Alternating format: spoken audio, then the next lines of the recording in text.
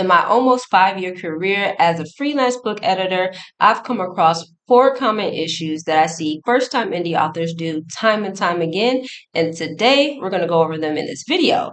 If you don't know who I am, my name's Andrea, the word engineer, a former engineer turned freelance book editor living in Mexico. I help aspiring authors and solopreneurs get their books out into the world. So let's get right into this video. So last week, I believe, I posted a video on Threads and it did surprisingly well. And it gained me about 50 plus new followers, which was pretty amazing. Usually I get about 0 to 1 or 2 likes on a post, but this one got me about a little over 65 hearts on my Threads post. So I figured I would do a YouTube video to see if these common issues would be helpful for my audience here as well. So I'm going to pull up my thread post to show you what it looks like. And make sure y'all follow me on Threads. On Instagram, my handle is the same as on YouTube, the word engineer. Make sure you hit that subscribe button as well and like the video. So let's get right into it. All right, so I have my Threads post pulled up for you all. So yeah, I got about 69 likes, a few comments, some reposts, and 2 shares, because I was like, what is the arrow again? 2 shares. Okay, so I broke these down into individual images, so we're going to go over them now. So the first common issue I notice in indie authors, especially first-time indie authors, is issues in the dialogue. So when you're writing a book, especially for fiction or memoirs, or even maybe perhaps creative nonfiction, you definitely want to make sure your dialogue is formatted accurately, because it helps with clarity and it keeps the flow of the dialogue moving nicely. So one issue that I see with dialogue formatting is no quotation marks. So in dialogue, your books need to have, when a character is speaking, you need to have quotation marks around whatever that particular character is saying. For every time a character says something, when they're speaking out loud to another character, or even if they're just saying something out loud and they're by themselves, you want to make sure you have quotation marks around them. Another common thing I see with dialogue formatting is that there will be like multiple characters speaking in one single paragraph. So in dialogue formatting, you want to make sure that every time someone speaks, each person gets a new line. So, for example, you have Heather speaking on one line, and then she's talking to her friend Sarah. So you have Heather in one line, and then you want to hit that enter button or hit the space button, whatever it is on your keyboard. And on the next line, that would be Sarah talking. So you never want to have the same character speaking on the same line. That's a big red flag. And then another thing I've seen, which was surprising to me, is script style dialogue. So that's when, usually if you're like writing a script, you would have the character's name, followed by a colon, and then you'd have the dialogue of whatever they're saying in quotation marks. So that's more script style. So that's not what you want to put in your fiction novel. So some ways to make sure, some tips to make sure that you are following proper dialogue formatting is to, one, ensure you have quotation marks around spoken words. You want to start a new paragraph each time a different character speaks. And you want to use action beats or dialogues to clarify who is talking. Why? Because clear dialogue makes the reader feel like they're right there in the scene. And I'm going to pull up a book for you guys, just a sample book that I'm going to use on Amazon, just so you can see what dialogue looks like. All right, y'all. So I have a sample book pulled up for you all by Andrew Kraft. He's actually one of my clients, and I've edited all of his books, maybe, I think. I'm not sure. Majority of his books, I think. I can't remember. But he's significantly grown as an author. We've been working together for maybe 2 years, 3 years marks. I can't remember. But yeah, his storytelling abilities have really grown, and I always look forward to working with him. So we're gonna check out a sample of one of his books called The Ultimate Holiday. So let's see if we can find some dialogue. Okay, so boom, we have the dialogue here. So we have this particular character. So it says, "Mom, there isn't anything I can do." So I'm assuming this is Jeff. So Jeff is talking to his mom here, and then in the very next line, so not in the same paragraph, in the very next line, you have another set of quotation marks here, which I'm assuming is his mother, which it is. It says, "I know how much you wanted to go on this vacation, so you can't give up." And then it says his mother replied in a tone, "Oh, only a caring mother could use." So this would be an example of a action beat. So this in my previous tip that I showed you guys when I said you could use action beats or dialogue tags, this would be an example of kind of like an action beat. And then the mother continues to say something else. "You're a problem solver. Think about what you can control in this situation." And so then in the very next line, not in the same paragraph, you have Jeff, I believe Jeff is the son. "Everything in this situation is completely out of my control." So every time someone speaks, you want to start a new line. Additionally, I want to give an example of a dialogue tag. So here's an example of another action beat. So tears welled up in Jeff's eyes. "You're the best mom I've ever had." So this would be an example of an action beat. And action beats typically always end in a period, not in a comma. Something you want to remember, but I'm trying to find a dialogue tag.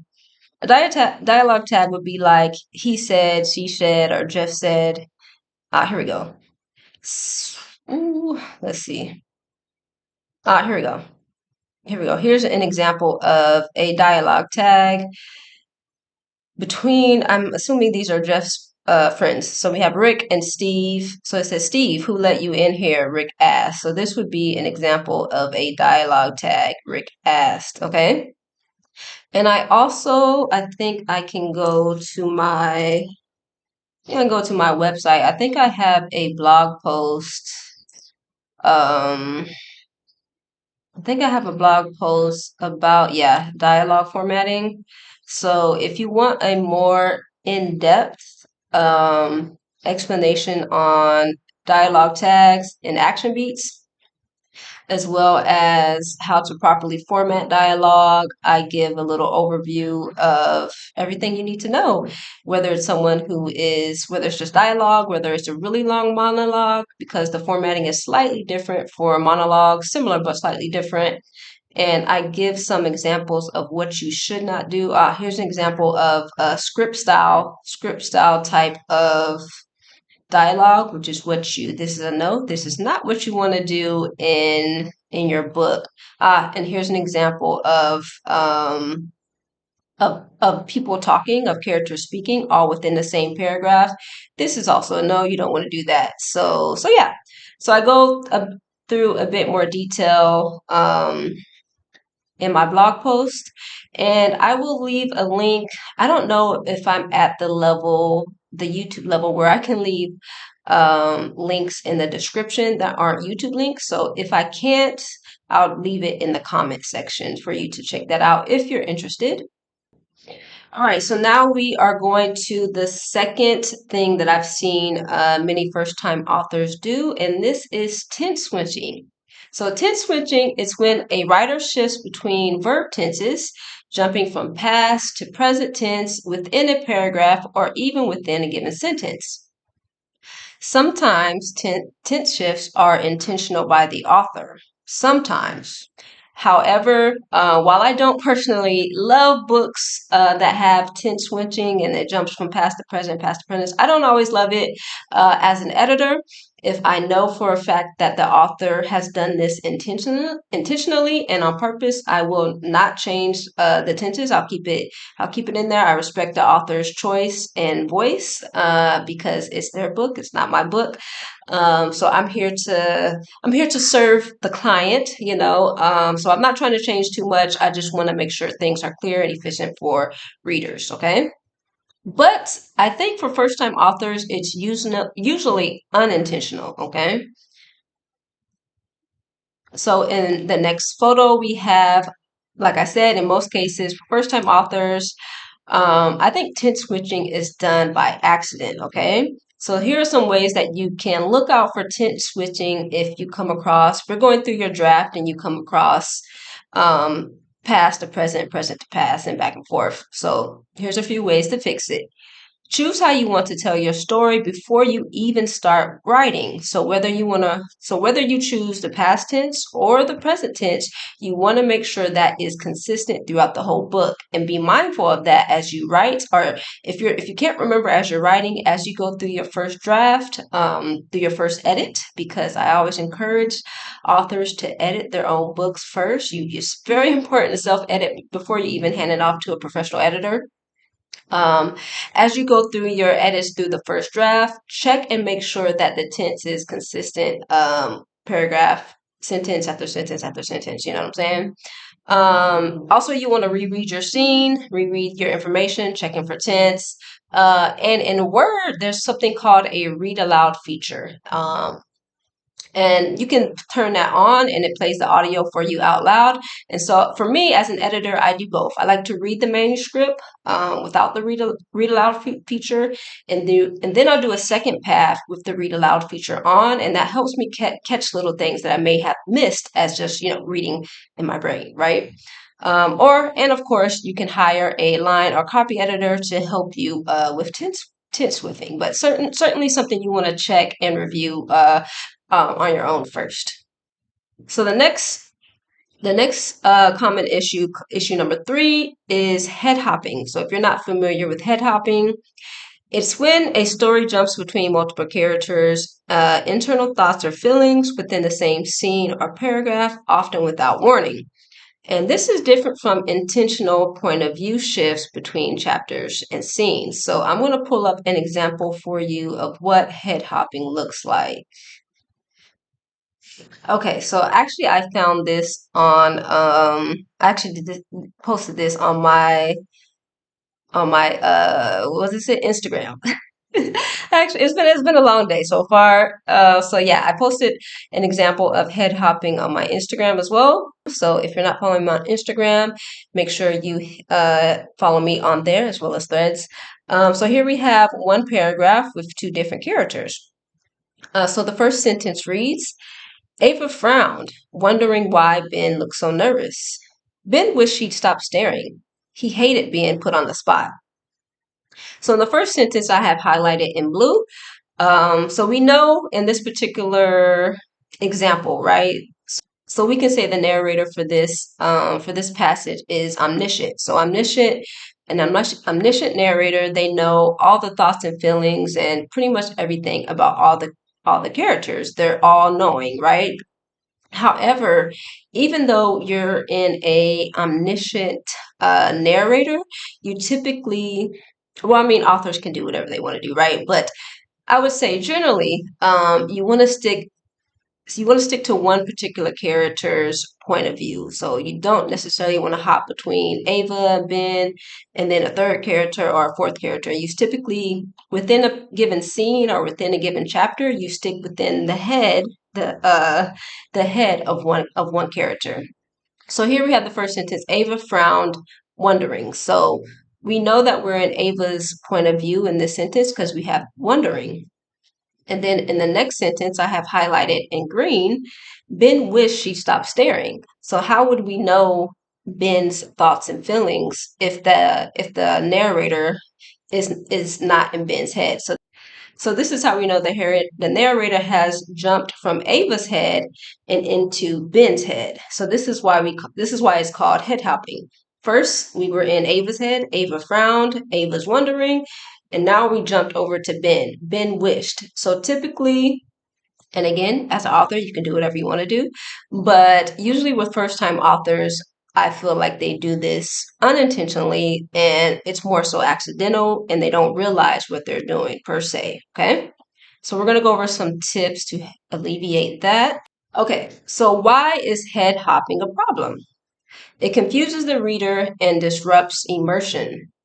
when we're in one character's POV, we shouldn't suddenly know what another character is thinking unless the POV shifts clearly. So as I did my little hand description, we were in Ava's point of view, and then we jumped into Ben's point of view in his head. So that's typically not what you want to do within a given scene or within a given chapter, okay? So how to fix it? So choose one POV per scene. So if you want it to be in Ava's POV in this first scene, all of the thoughts and feelings and emotions will only come from Ava. We shouldn't know the thoughts and feelings and emotions from any other character, only Ava. You can also use a scene break, which is usually like three little asterisks or like a little squiggly line. So that would be considered a scene break. And also, you want to watch out for slipping into another character's mind inside of their head unintentionally. So, again, sometimes head hopping is an intentional choice by the author. Sometimes authors do this. And I always respect that as an editor. I'll bring it to your attention, like, hey, did you mean to do this? I'm not sure this is considered head hopping, but I won't necessarily change it because I'm not sure if you as the author are doing it intentionally or unintentionally. But I usually query, I'll leave a comment and ask you as the author. But if you are doing head hopping intentionally and you want your book to have that in there, just let your editor know if that's your preference. And yeah, so that's an easy fix.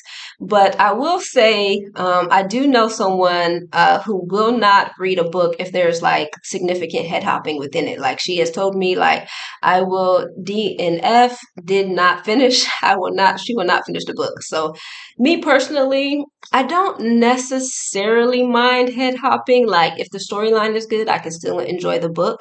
But it does kind of get a little confusing when when I'm as a reader jumping from one head to the next to the next to the next without a clear scene break. So something to look out for as a first time writer. Okay, and the fourth common issue that I see with first time indie authors is paragraphing.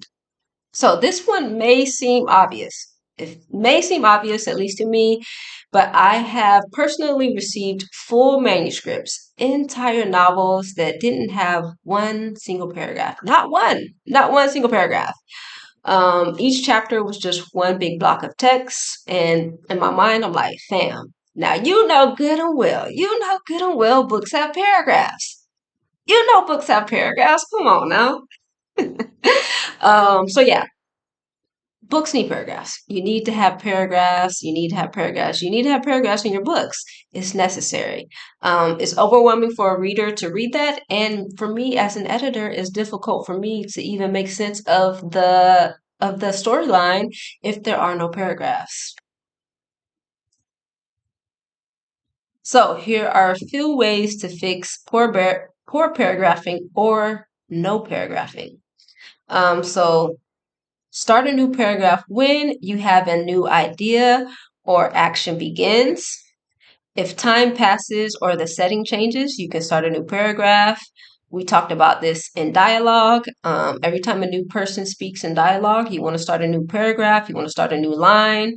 And if you want to create some type of emphasis or rhythm, you can create a new paragraph as well. So, good paragraphing supports pacing, clarity, and flow. So if you are a first time author, indie author, and you've made some of these mistakes, do not worry. You are not alone. Trust. I've edited, trust me, hundreds of books and I see it time and time again. And it's okay. It's okay. You're learning, you're just starting your writing career or your first time writing a fiction novel.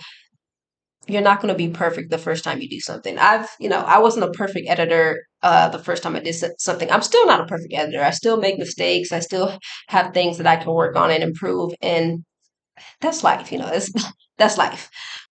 So yeah, I just want to share these four common issues that I see first time indie authors do time and time again. And like I said, it's perfectly okay. If it's your first time you're learning, you're gonna make mistakes. You're not perfect. I'm not perfect, and that's totally okay.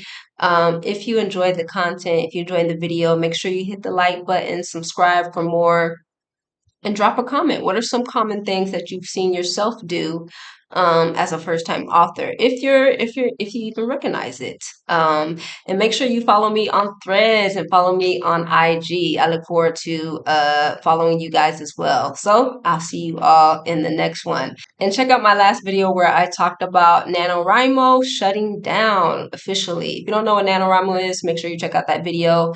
And I will see you all in the next one.